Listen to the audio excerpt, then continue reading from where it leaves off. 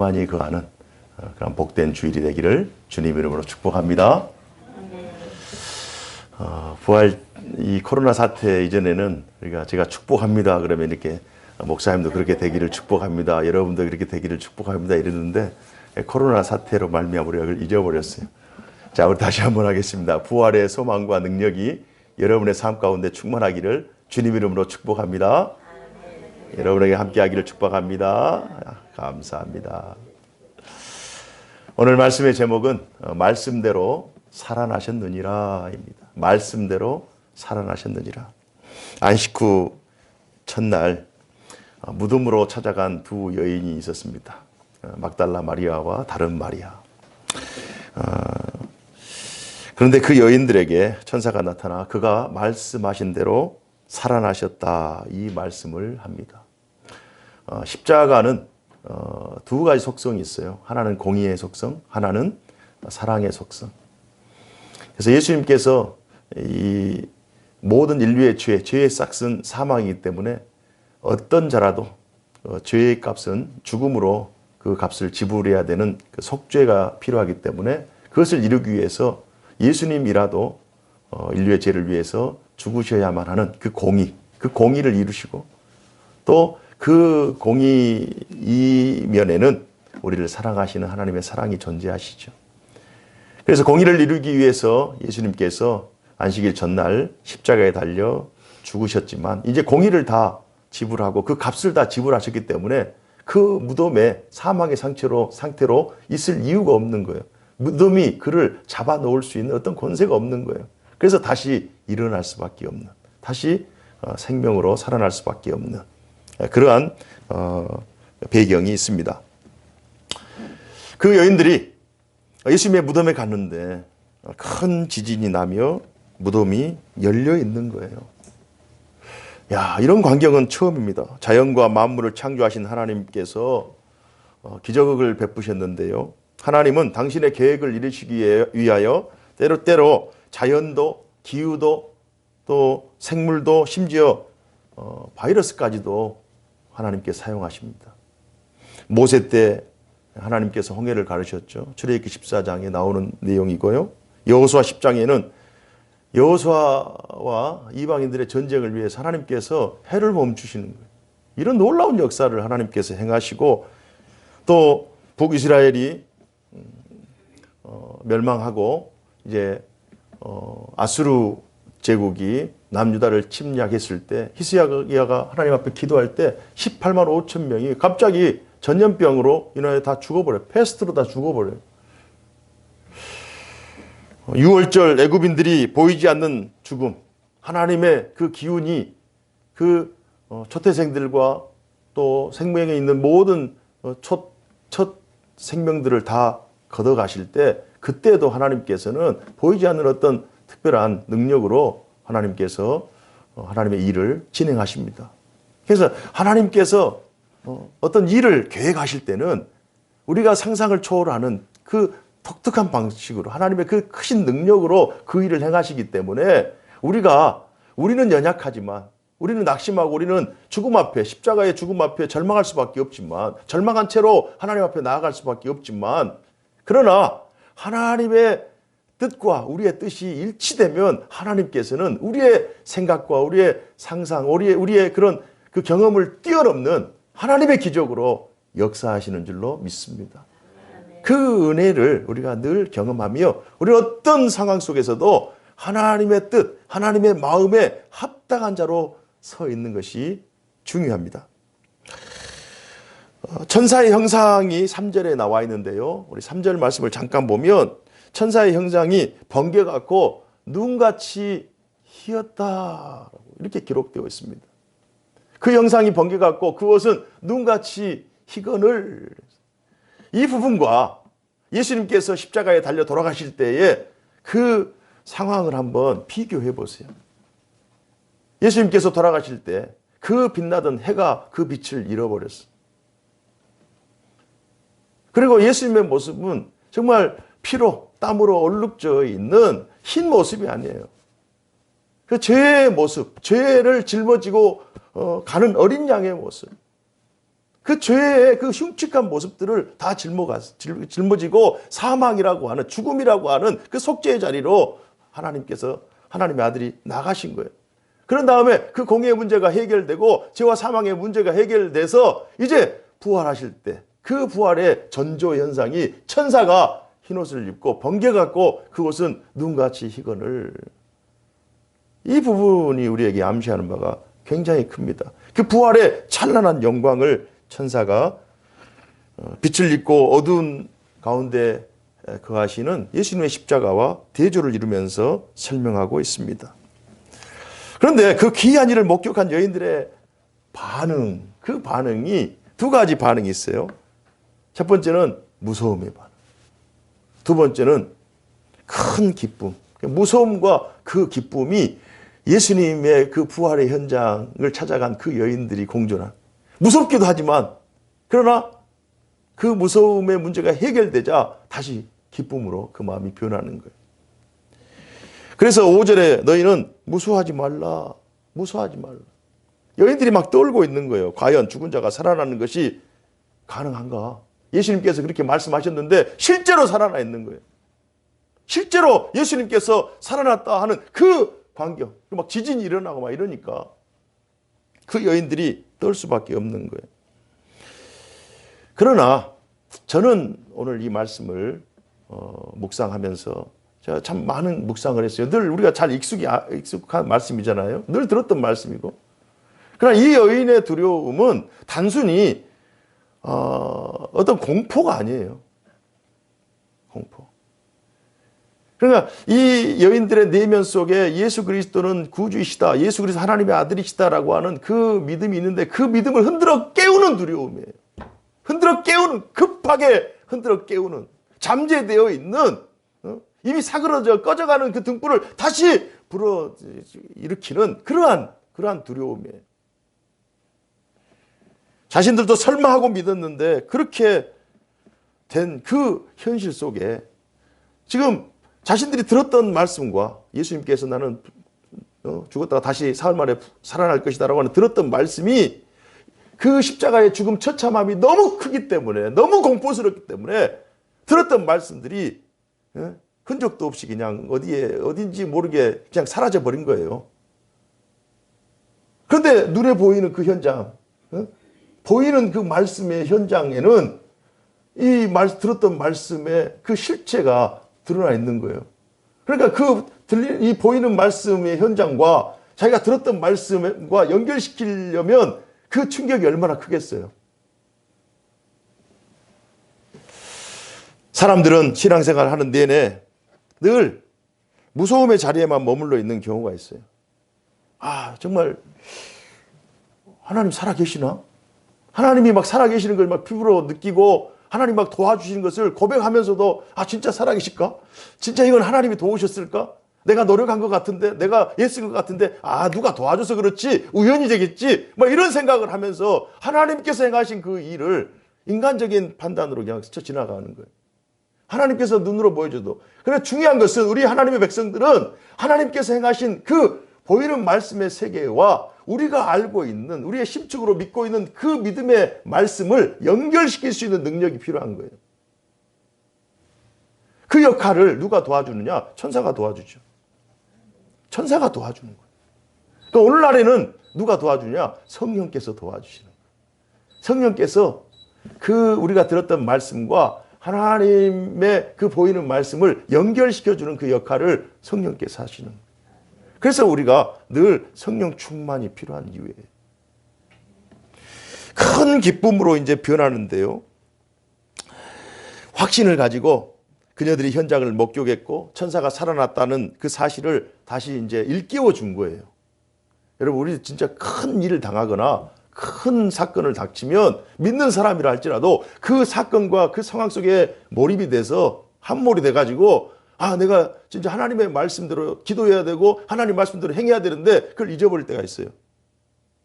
실제로 잊어버릴 때가 있어요. 그럼 아차 하고 정신 차려서 다시 말씀의 눈으로 하나님의 그 시각으로 그 상황을 바라볼 때 그 상황을 이제 말씀의 능력으로 컨트롤할 수 있는 거예요. 그걸 도와주는 역할이 이때는 천사였고 우리들 삶 속에는 성령님께서 깨닫게 하시는 거예요. 그래서 이 여인들이 행하는 이 일이 당연한 거예요. 우리도 그 장소에 갔으면 당연하게 한 번도 경험해보지 못한 그 일이 일어나니까 놀랄 수밖에 없는 거죠. 자신들도 예수님께서 하신 말씀에 대한 확신이 들었어요. 오늘날 성도들 중에는 이렇게 생각하는 사람들이 있을 수 있어요. 예수님께서 죽으셨다가 다시 살아나셨다라는 말씀을 들었는데 그 말씀에 대해 확신이 없는 거예요. 그래서 어떤 사람은 한 번만 예수님 만났으면 좋겠다. 눈으로 한 번만 예수님을 봤으면 내가 죽어도 예수님을 믿고 내가 살아도 예수님 믿고 끝까지 예수님 믿겠다.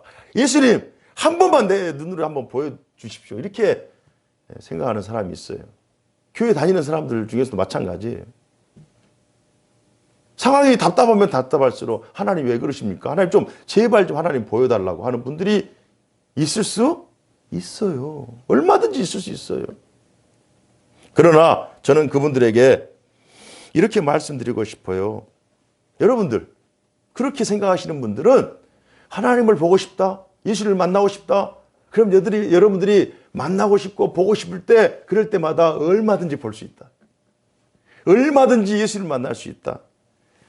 오늘날에는 오늘 본문에 기록되어 있는 이런 방식으로 천사가 나타나고 예수님께서 막 살아나신 그런 방식으로 예수를 만나는 것이 아니라 오늘날에는 부활하실 예수를 직접 보는 시대가 아니라 성경에 기록된 예수를 믿는 시대예요. 믿음으로 예수님을 보는 거예요. 전에는 예수님 당시에는 기독교 구속 역사에서 유대교 중심의 그 구속 역사가 진행되어 오다가 이제 하나님께서 촛대를 옮기시잖아요. 교회 시대로 열리잖아요. 그래서 성령 임할 때도 예루살렘 성전으로 성령 임한 것이 아니라 새로운 신앙 공동체인 마가의 다락방으로 교회로 하나님의 성령이 임하시는 거예요. 조금 이따 말씀을 드리겠지만 예수님께서 부활하실 때 그 부활하실 때 예루살렘으로 간 것이 아니라 갈릴리로 가셔요. 왜요? 하나님을 사랑하는 사람들이 거기 있기 때문에. 그런 방식으로 하나님께서 일하시거든요. 그래서 오늘 본문에 나오는 여인들과 다른 방식으로 존재하는 거예요. 그때는 눈으로 보아야 믿는 시대예요. 구속사의 초창기이기 때문에. 복음의 첫 단추를 끼는 첫 시작 시대이기 때문에 보고 믿어요. 그러나 이제는 구속 역사가 2000년을 진행해 왔잖아요.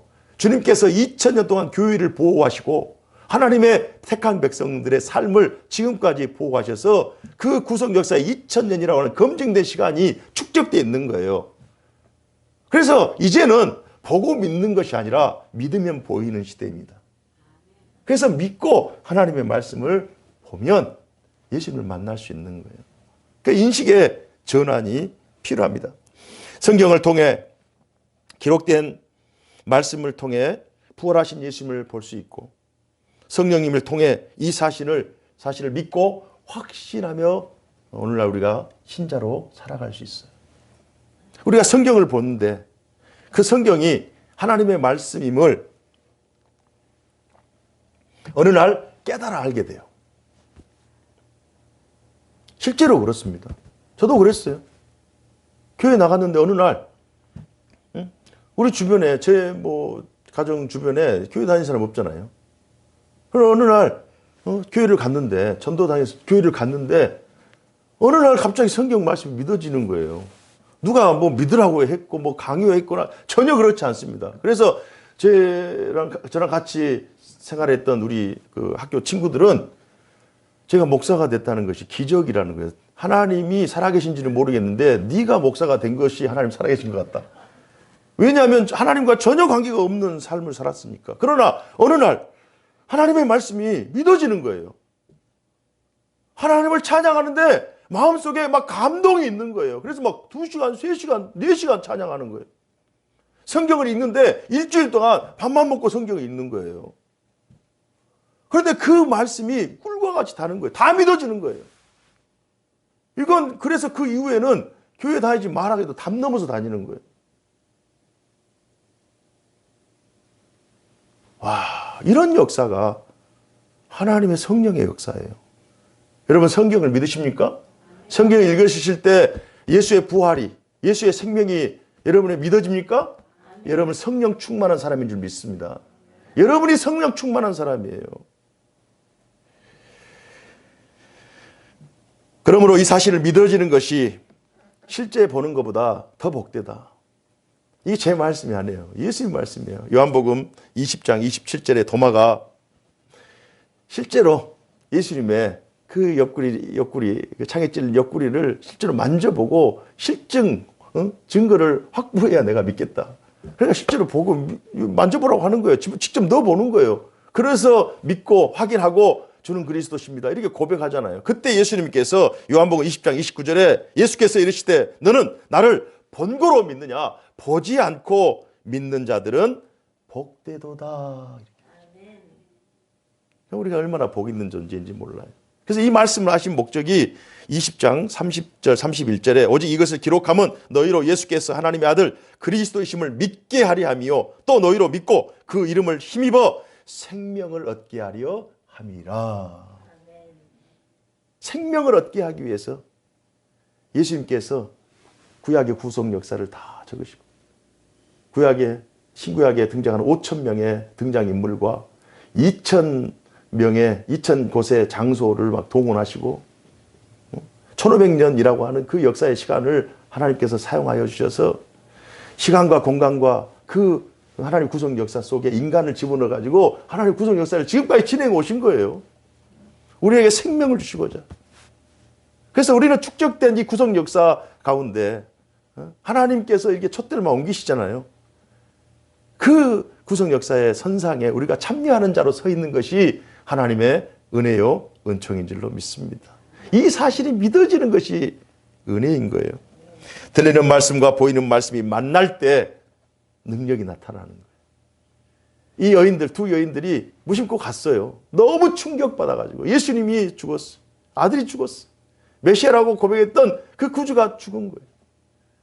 그냥 우리는 단순히 보이는 그런 현상만 보는 거예요. 사람이 죽었다. 예수가 죽었다. 그러나 하나님께서는 이미 구원 계획을 다 작정하시고 공의를 이루시기 위해서 잠시 죽음을 당하게 하신 거죠. 다시 일어난 거예요. 그 사실을 보고 인간이 실망할 수밖에 없잖아요. 그러니까 들었던 하나님의 말씀과 보이는 현실 속에 이 연결해야 되는데 연결이 잘 안 되는 거예요. 연결이. 그러니까 그 연결이 일어날 때 하나님의 능력이 나타나는 거예요. 그 여인들이 누가 도와줘야죠. 옆에서 천사가 도와주고 오늘날에는 목사님이 도와주고 또 부모님이 자녀를 도와주고 구역장이 도와주고 권사님이 집사님 도와주고 장로님이 또 남성이 도와주고 이렇게 하면서 서로 믿는 자가 믿지 않는 사람 도와주는 거예요. 그래서 하나님의 말씀을 이렇게 알려주는 거예요. 그래서 그 둘이 만날 때 놀라운 말씀 사건이 나타나신 것입니다. 그래서 예수님의 부활에 대한 예고의 말씀과 실제로 살아나신 예수님의 만남 그 부활 사건이 이렇게 연결되는 그것을 여러분들이 볼 수 있어요. 오늘 본문을 통해서. 그 여인들이 아무런 말씀을 가진 자예요. 들은 말씀을 가진 자라고요. 그러나 실제 보여지는 이 보이는 말씀의 현장 속에서 당황하지만 그 말씀을 연결했을 때 그들의 삶이 어떻게 변화됐는가, 사도행전은 어떻게 열리고 있는가, 이것을 성경을 통해서 볼 수 있어야 돼요. 그것을 우리의 삶 속에 또 적용해야 되는 거예요. 늘 나는 하나님의 말씀을 가진 자고 듣는 자지만 그러나 우리 일상에서 하나님 말씀은 내게 별개라고 생각하는 것, 이것이 문제예요. 우리 일상 속에 성령은 늘 우리와 임마누엘하고 있어요. 늘 우리와 동행하고 있다고요. 하나님의 구속 역사, 하나님의 노고스의 말씀은 늘 우리와 함께하고 있는 거예요. 이 사실에 눈을 뜨는 자가 복되는 자인 줄 믿습니다. 아멘.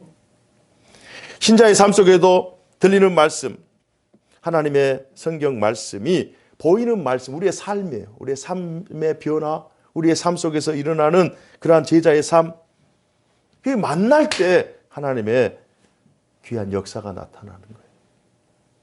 예수님도 그랬고요. 또 보아스, 다윗, 예수님, 사도들 다 마찬가지예요. 우리도 마찬가지예요. 저는 부활의 아침에 이러한 능력이 여러분의 삶 가운데 충만하기를 주님 이름으로 축복합니다. 아멘. 예수님께서 이 여인들에게 나타나셔서 한 말씀을 하셔요. 평안하냐, 평안하냐. 헬라어로 카이레테라고 하는 인사말로 합니다. 안녕, 샬롬 뭐 이런 평안하냐. 그러나 이 카이레테라고 하는 이 말씀 속에는 매우 기뻐하다, 매우 즐거워하다라고 하는 그 말의 의미가 들어있는 거예요. 매우 기뻐하다, 매우 즐거워하다. 그런데 매우 기뻐하다, 매우 즐거워하다. 왜 그러냐? 왜 매우 기뻐하고 왜 매우 즐거워하냐면 부활의 영광에 참여하게 된 것을 축하하는 메시지인 거예요. 지금 이 여인들은 예수님께서 부활하신 첫 번째 증인이 되는 거예요.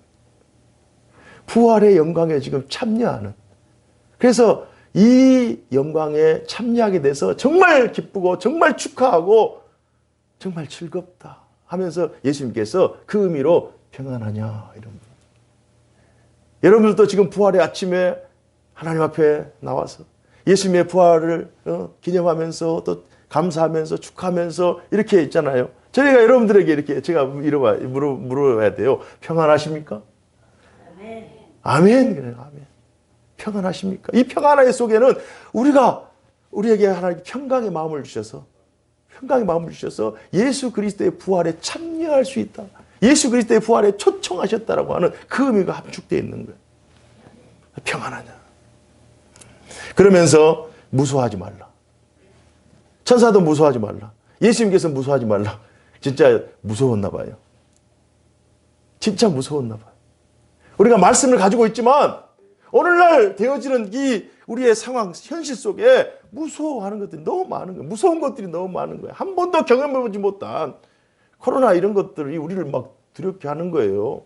그래서 코로나 사태 때 과연 그리스도인이 어떻게 행할 것인가? 어떻게 영성 생활을 할 것인가? 어떻게 영성을 관리할 것인가? 이 부분에 대해서 우리가 들은 하나님의 말씀과 보이는 현실 속에 우리가 정말 무서워할 수밖에 없는 거예요. 그러니까 무서워하지 말라. 평안하라.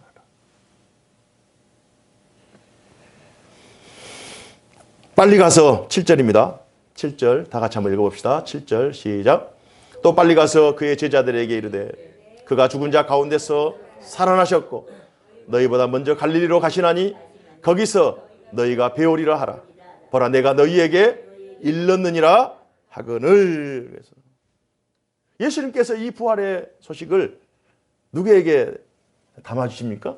이 여인들에게 담아주시는 거예요. 오늘날로 말하면 이 여인들은 오늘날 지금 현 시점에 이 여인들은 부활의 소식을 증거하는 증거자인 거예요.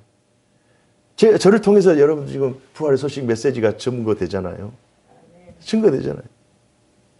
예수님 부활하셨다. 이 아침에 예수님께서 부활하셨다. 이 소식을 너희들이 가서 전하라는 거예요. 제자들에게 전하라는 거예요. 지금 부활의 소식을 이 여인들이 전하는데요. 우리의 삶과 연결해 보면 형제들이라고 하는 단어가 10절에 나오거든요. 10절에 다 같이 읽어봅시다. 시작. 이에 예수께서 이르시되 무서워하지 말라. 가서 내 형제들에게 갈릴리로 가라 하라. 거기서 나를 보리라 하시니라. 그래서 이 여인들이 부활의 소식을 이제 전하는 메신저가 되잖아요. 그러면 이 형제들, 제자들, 형제들, 그 형제들에게 전하는 거예요. 형제들에게. 부활의 소식을 지금 전해받은 형제들. 목사를 통해서 지금 부활의 소식을 전해받는 성도들. 여러분들. 그리스도인들. 모든 그리스도인들. 그 그리스도인들. 부활의 아침에 예배에 참여하는 여러분들. 여러분의 인생 가운데 하나님께서 부활의 메시지를 선포하는 거예요. 부활의 현장으로 초청하는 거예요. 인생들 중에 이보다 더 복된 인생이 어디 있어요? 이보다 더 가치 있고 이보다 더 정말 신나는 인생이 어디 있어요? 부활의 아침에 하나님께서 나를 부활의 현장으로 초청해 주셨다. 부활의 메시지가 내 귀를 때리고 있다. 부활의 메시지가 내 가슴 속에 살아서 움틀움틀거리고 있다. 이보다 더 영광스러운 초청이 어디 있어? 갈릴리에서 만나겠다는 거예요. 예수님의 부활도 예루살렘이 아닌 갈릴리로 가는 거예요. 성령이 예루살렘 성전으로 임하는 것이 아니라 마가의 다락방으로 임하는 거예요. 예수님이 그 수도, 그 어마어마한 수도, 성 예루살렘, 다윗성 예루살렘으로 예수님께서 나 부활했으니 내가 가서 그 많은 사람들 앞에 내가 나타나리라, 이렇게 나타난 것이 아니라 저 북쪽에 저 소외되고 외진 갈릴리, 그러나 그곳에는 나를 사랑하는 사람, 나를 믿어주는 사람, 내가 말한 말씀을 믿고 생명까지도 바칠 나의 제자와 나의 형제들이, 나를 사랑하는 사람들이 그곳에 있기 때문에 내가 그곳에 가겠다. 여러분, 많고 많은 사람들이 있지만 하나님의 역사, 하나님의 임마누엘은 하나님을 사랑하는 자들, 하나님의 말씀을 생명보다도 귀하게 여기는 자들, 그들에게 임하는 줄로 믿습니다. 하나님은 언제나 하나님을 사랑하는 자들에게 임마누엘의 모습으로 임하는 거예요. 그 모양과 그 형태는 상황에 따라, 시대에 따라서 각양각색으로 달라질 수 있지만, 그러나 공통적으로는 하나님을 사랑하는 자들, 하나님을 찾는 자들, 하나님을 예배하는 자들, 하나님의 말씀을 사모하는 자들, 기다리는 자들, 그들에게 임하는 줄로 믿습니다. 내가 보리라, 부활의 말씀을 선포하는 분은 부활의 이 메시지, 이 복음이 시작되잖아요. 지금 부활 복음이 시작되잖아요. 천사가 아닙니다. 예수 그리스도예요. 예수 그리스도가 천사에게 당신의 자리를 내어주지 않아요. 예수 그리스도의 천사가 알려는 줬죠, 그 여인들에게. 그러나 부활의 메시지는 누구로부터요? 예수 그리스도로부터. 예수 그리스도가 내가 부활의 메시지이다. 친히 부활한 진짜 메시지로 제자들 앞에 서는 거예요. 그래서 우리는 눈에 보이는 뭐 천사의 모습, 뭐 기이한 현상들, 한번 봤으면 좋겠다, 막 기적같이 일어나는 그런 현상들을 우리가 믿는 사람들이 아니라, 우리는 부활하신 예수 그리스도, 부활의 첫 열매가 되신 예수 그리스도, 예수 그리스도의 부활을 믿는 존재예요. 그래서 예수 그리스도의 그 살아나심으로 말미암아 예수 그리스도를 믿는, 부활을 믿는 모든 자들이 다 이제는 다 살아나는, 부활의 영광과 부활의 능력을 힘있는 자들이 된 줄로 믿습니다. 제가 설교를 준비하면서 어떤 영상을 하나를 보았는데요. 우리 가족들하고 같이 봤어요. 제가 먼저 보고 그것들을 보여줬어요. 우리 가족들은 그것을 깨닫는지 못 깨닫는지는 알 수 없지만,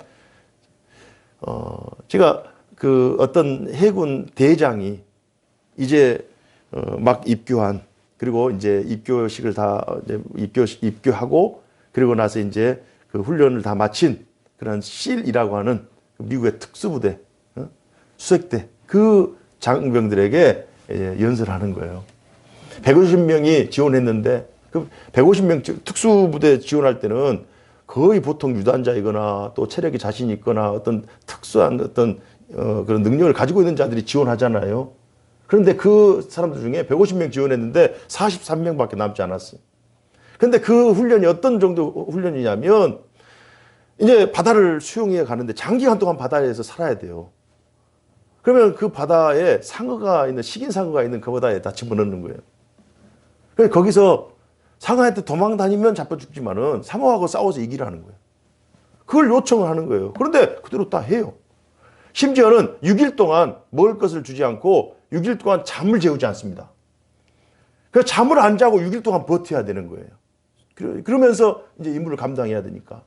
그리고 수킬로나 떨어져 있는 그 바다에 집어넣어가지고 그 물이 쫙 빠지면 그것이 다 늪이 돼가지고 그 늪 속에서 이제 또 헤어나와야 되는 거예요. 몇 킬로를 걸어야 되는 거예요. 제가 바닷가 출신이지만은 뻘에 들어가서요, 한 100m도 못 가요. 우리 일반 사람들은.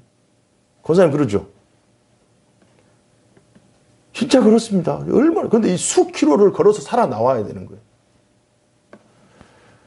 제일 혹독한 것은요, 9주차 훈련인데 겨울에 바다에 집어넣는 거예요. 그래서 바다에서 18시간, 그 얼음 바다에서 18시간을 버텨야 되는 거예요. 진짜 여러분 샤워하다가, 뜨거운 물로 샤워하다가 갑자기 찬물 나왔을 때 하는 그 기분 있죠? 그것도 그냥 한 5초만 나와봐요. 입에서 은혜로운 말이 안 나옵니다. 그런데 18시간을 버티라는 거예요. 18시간을. 이 사람들이 들어가죠. 더한 뭐 훈련도 있어요. 들어가죠. 이가 막 덜덜덜덜 떨려가지고 온 사지가 다 막 굳어버리는 거예요. 그런데 교관들이 아주 달콤한 말로 언제든지 포기하세요. 언제든지 포기하세요. 5명만 포기하면 다 여러분들 다 나올 수 있습니다. 이렇게 막 유혹을 하는 거예요. 한 사람도 안 나오는 거죠. 너무 고통스러운데 그때 어떤 한 사람이 노래를 부른다. 노래를. 교관이 부르지 말라고 해도 그 사람이 계속 부르니까 옆에 있는 사람들이 계속 부르고 따라 부르고 그래서 그 46명이 다 노래를 부르는데 놀랍게도 그 추웠던 바다가 마음이 먼저 따뜻해지더니 몸이 따뜻해져서 한 명도 낙오되지 않고 18시간을 버티고 그러나 노래를 부를 시점이 8시간 남은 시점이에요. 10시간 지나고 그때 노래를 부르는데 8시간 동안 그 마음이 뜨거워져서 나온 거예요. 저는 그 짤막한 그 한 5분 정도 되는 그 영상이지만 그 영상을 보면서 예수 그리스도가 노래를 부른 첫 번째 사람이구나. 죽음을 생명으로 바꾸는 그러한 생명의 노래를 부른 분이 바로 예수 그리스도구나. 예수 그리스도가 부른 생명의 노래, 소망의 노래, 영생의 노래를 우리도 따라 부르면 우리도 살 수 있고 우리도 따라 부르면 우리도 저 천국에서 영생 복락할 수 있겠구나.